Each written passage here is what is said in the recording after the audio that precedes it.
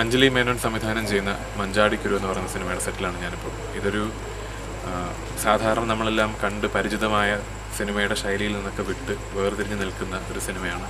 ഇതിൽ ഒരു വളരെ ശക്തമായി വേരുകൾ ഉറപ്പിച്ചിരിക്കുന്ന ഒരു കഥാതന്തുണ്ട് ഈ സിനിമയ്ക്ക്.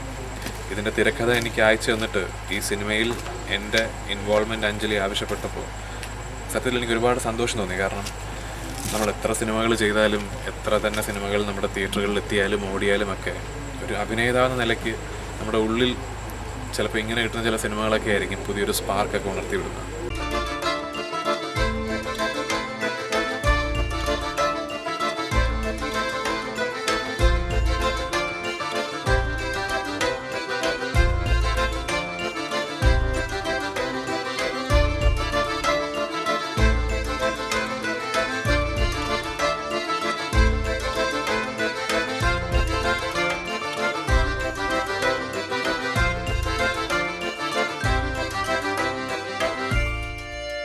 ഒരു നല്ല സിനിമയുടെ ഭാഗമാകാൻ സാധിച്ചു എന്നുള്ളതിൽ ഒരു അഭിനേതാ എന്ന നിലയ്ക്ക് തീർച്ചയായിട്ടും ഒരുപാട് സന്തോഷവും അഭിമാനവുമുണ്ട്. ഇനിയും ഒരുപാട് സിനിമകൾ അഞ്ജലിയിൽ നിന്നും നമുക്ക് പ്രതീക്ഷിക്കാം എന്നെനിക്ക് തോന്നുന്നു.